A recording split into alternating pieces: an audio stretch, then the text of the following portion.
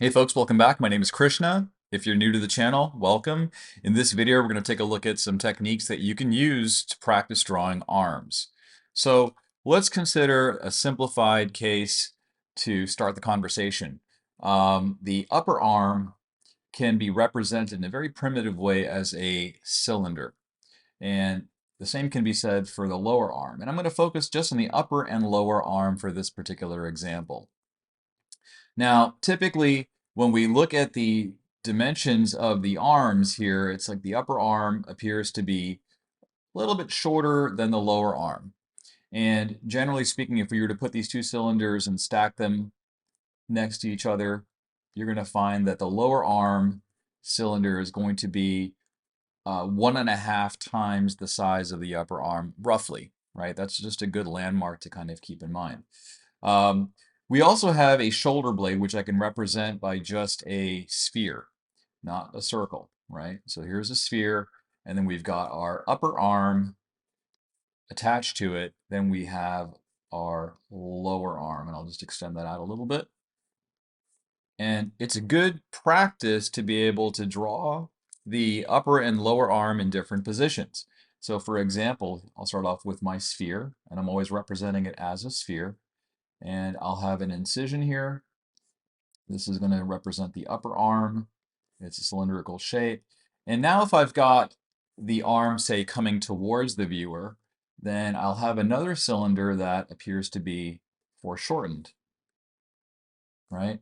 And you'll notice that when I draw the upper and lower arm, I'm leaving a gap for where the elbow is.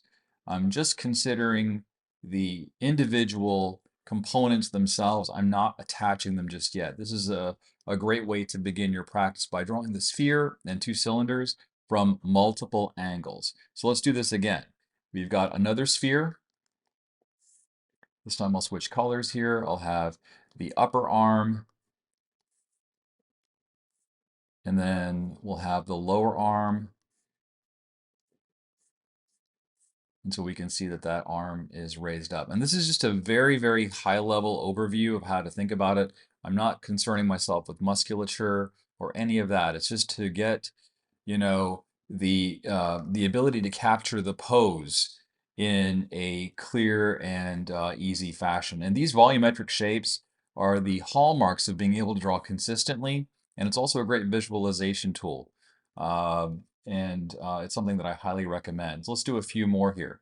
Let's have the arm extended. So I've got my sphere. I'll switch colors here.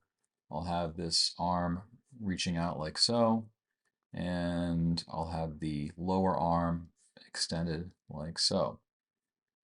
And you'll notice something else about the cylinders. The cylinders themselves, I did a subtle move here, and I'm not sure if it's coming across. I'll elaborate on that a little bit more. But the cylinders themselves are tapered.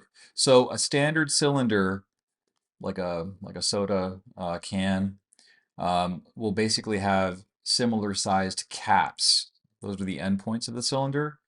But in a tapered configuration, you're going to have one of the caps appear to be slightly larger than the other cap. And that's what I'm doing here. It's a very subtle shift, but you'll notice that the upper part of the arm starts out a little bit thicker and it starts to taper. It starts to get a little bit thinner. And then similarly for the lower arm, it flares out again and it starts to taper. And that's something that's really important to keep in mind as you're drawing arms. So let's see if we can put this concept into practice by looking at some examples and seeing how it relates. So I've got this example here taken from Unsplash. I'll put a link to this in the description of the video. And I'm not going to focus on drawing the entire figure here, but I'm more interested in drawing and representing the shoulder blade and the upper and lower arm. So I'll start off by just drawing a sphere that represents the shoulder blade. And it's okay to switch out the colors just so that you can get better practice. Now, here we're going to ignore the elbow just for a moment. And we're going to consider, what does this cylindrical shape look like? So it looks something like this. There's the cap that represents one part of the cylinder, and the other cap is kind of embedded into the shoulder blade. And then what we're going to do is we're going to draw the other tapered cylinder, and it'll appear something like this. And you can see it's a subtle thing, but the lower arm appears to be thinner in terms of diameter, and it also tapers. And it also appears to be just a little bit longer than the upper arm. So this is how we're capturing this particular pose. And once we have this understanding, it becomes a lot easier to add some more definition. So in order to do that, I'll just drop the opacity. I'll make a brand new layer above what I currently have, and we can see here's the shoulder blade, and then we have,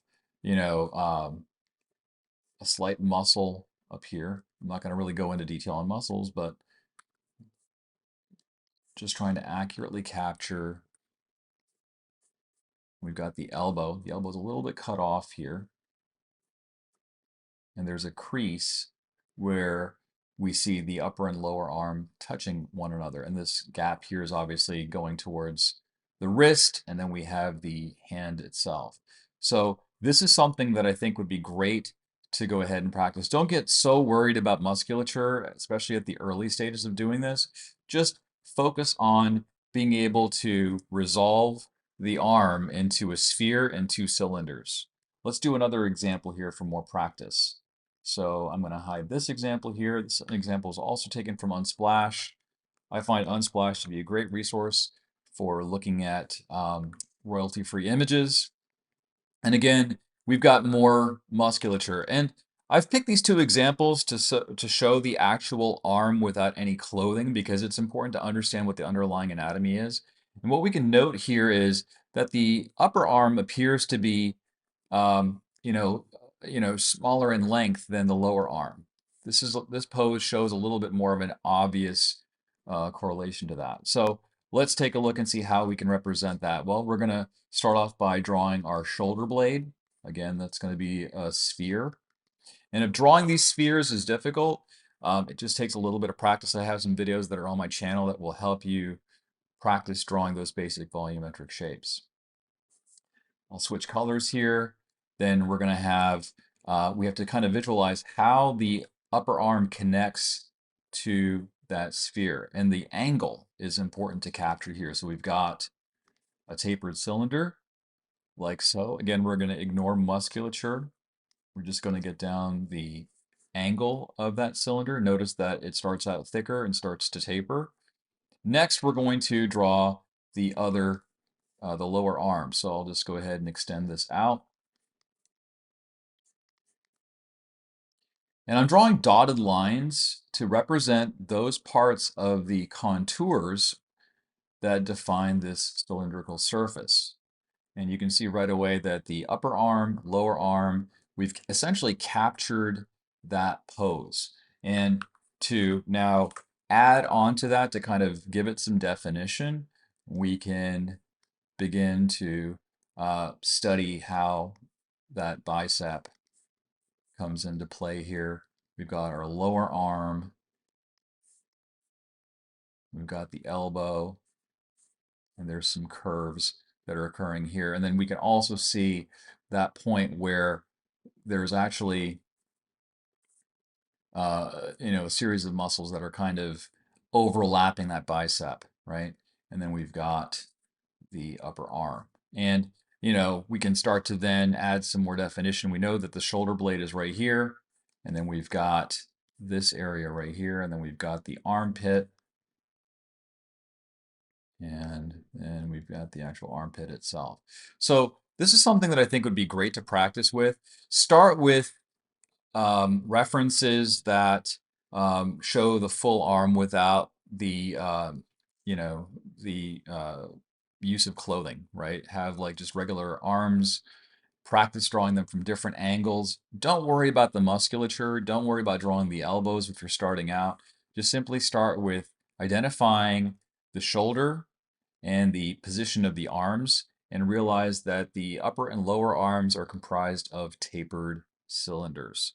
Very, very important. So now when you're practicing without reference, you should be able to um, use this simplified set of shapes and start drawing this arm from different angles. So again, we've got a tapered cylinder over here.